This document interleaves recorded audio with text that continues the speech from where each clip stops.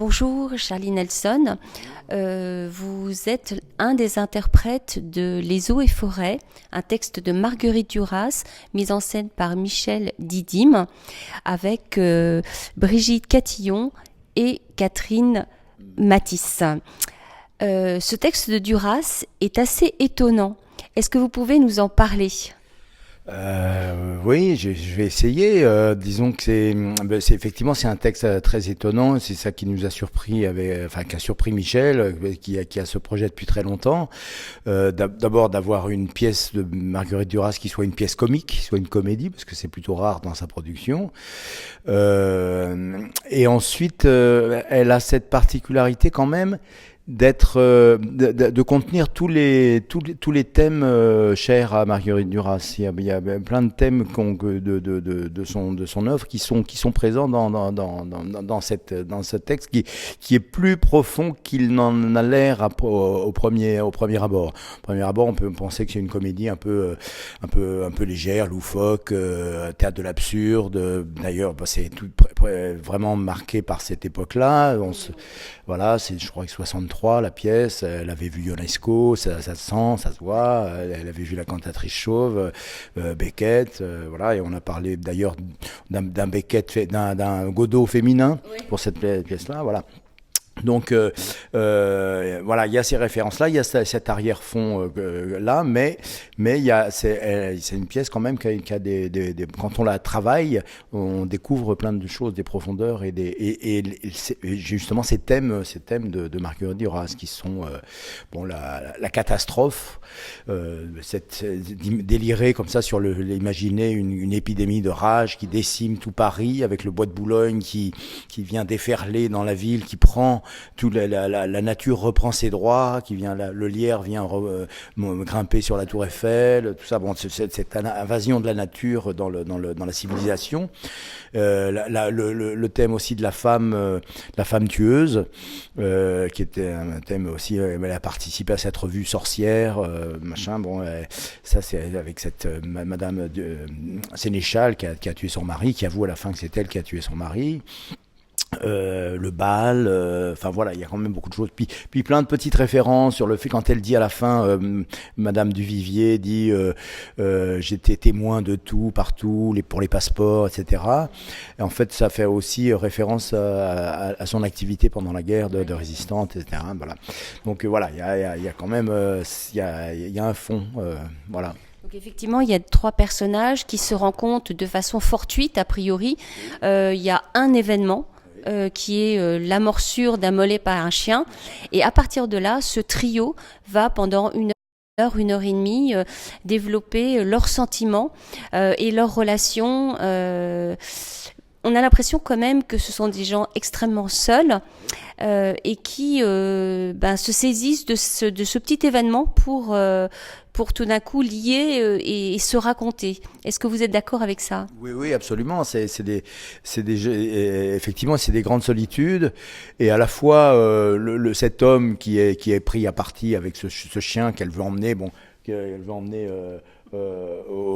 à l'Institut Pasteur pour le faire vacciner la rage, et puis bon, c'est un moyen un peu de draguer, d'essayer de trouver un mec, peut-être de le tuer plus tard, on sait pas trop, mais bon, et il est un peu l'homme-objet, cet homme, dans cette histoire. Mais finalement, c'est vrai que ces trois qui se retrouvent se rencontrent fortuitement, profitent de cette rencontre pour développer, passer du temps finalement ensemble, parce que il y a Madame Duvivier, elle s'ennuie chez elle avec son mari, parce que Sénéchal est toute seule avec son chien, parce que lui, il n'a pas une vie très passionnante non plus. Il raconte qu'il est bibliothécaire à la bibliothèque Mazarine, mais on sait à la fin qu'il ne l'est pas. Donc il a une vie un peu triste aussi. Donc c'est en même temps des espèces de combattants, comme dans Godot d'ailleurs. On se dit souvent que Godot c'est une pièce de l'absurde, c'est de la logique profonde dans Godot. C'est des combattants de la vie, c'est-à-dire ils sont à l'affût de toutes les choses pour tenir, pour vivre, quoi. Et là, c'est un peu ça. Ils se saisissent de ça, ils inventent, ils délirent, ils inventent des vies. Ils sont vides, mais ils essayent de remplir ce vide, quoi. Et la pièce est extrêmement drôle et on a l'impression que le texte véritablement... Enfin, ma question c'était comment vous avez travaillé le texte pour justement lui rendre tout son pouvoir comique. Alors, c'est la grosse difficulté, effectivement, parce que des fois, on doute. Il y a eu quelques représentations où on doutait d'y être arrivé, parce qu'il y a des salles plus ou moins réceptives à cet humour-là. Bon, et c'est vrai que la pièce nous faisait beaucoup rire quand on l'a en lecture. Et après, passer au plateau et rendre ce type d'humour là et ce type de comédie effectivement était un travail pas facile, et il a fallu chercher beaucoup dans des directions différentes pour arriver à trouver comme on dit au théâtre, un endroit où ça fonctionne, quoi, où l'humour fonctionne, où l'humour passe, où en même temps on peut pas être trop réaliste parce que c'est pas non plus un théâtre réaliste, mais on peut pas être non plus complètement abstrait parce que sinon ça n'a plus d'intérêt. Il faut garder, il y a trop de distance. Donc voilà, c'est un chemin comme ça assez étroit qu'on a cherché, qu'on a défriché avec Michel. Puis tous les Brigitte et Catherine, mais avec beaucoup de plaisir. C'était beaucoup de moments de franche rigolade aussi pendant le travail, mais des fois difficiles, des moments de doute très forts.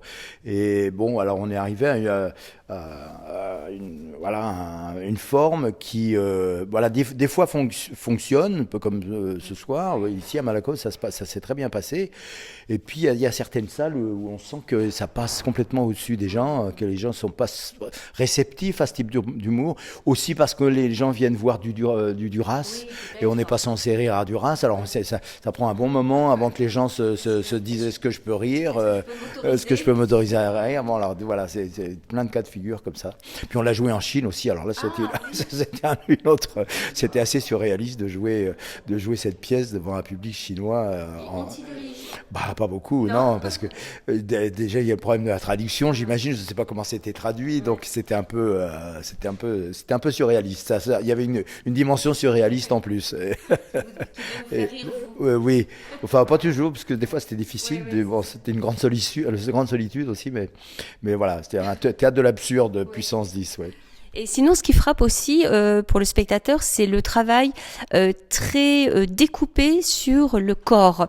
C'est-à-dire qu'on a l'impression qu'il n'y a pas seulement un travail sur le texte, mais aussi pour les personnages, une espèce de stylisation pour chacun des personnages et aussi dans le jeu. Oui, effectivement, ça découle un peu du texte d'ailleurs. Bon, et puis aussi le travail sur les costumes. On a Christine, notre costumière magnifique, a travaillé sur les années 60, trouvé des silhouettes, parce que cette pièce est vraiment très marquée, très très marquée par les années 60. Il y a la Samaritaine, il y a plein de références que les jeunes aujourd'hui ne peuvent pas forcément saisir, parce que la Samaritaine par exemple n'existe plus. Puis c'est vraiment un univers des années 60, une mode de pensée des années 60. Donc on a travaillé sur ce style un peu vestimentaire, et effectivement la langue et le texte lui-même a amené à une espèce à façonner, à dessiner, sans être schématique ou caricatural, mais quand même un dessin net et assez précis pour comment dire, un jeu de comédie qui dessine des personnages de manière un peu pas caricaturale, mais un peu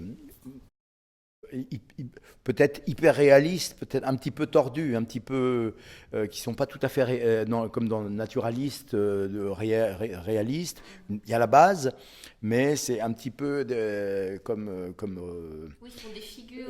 Voilà, comme Rodin, il dessinait un peu ses corps toujours un peu tordus comme ça pour donner plus voilà, ces corps sont un petit peu plus stylisés, quoi, un peu, voilà.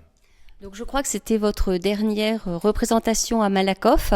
Est-ce que le spectacle va tourner ailleurs? Est-ce que vous avez d'autres dates que nous pourrions annoncer? Alors malheureusement non, il y a une date pour l'instant à Agen. la semaine prochaine. Bon, et pour l'instant, il n'y a pas de suite prévue, à moins que ça rebondisse. Ça, on l'a déjà joué pas mal, plus d'une 60aine de fois. Mais bon, on ne sait jamais, la vie d'un spectacle, ça dépend, c'est peut-être la dernière, et puis peut-être des fois ça peut ressurgir, on ne sait pas, on verra, l'avenir le dira. Ouais. Ben, je vous remercie beaucoup, Charlie Nelson, et puis je vous souhaite une bonne soirée. Merci encore. Merci à vous. Merci.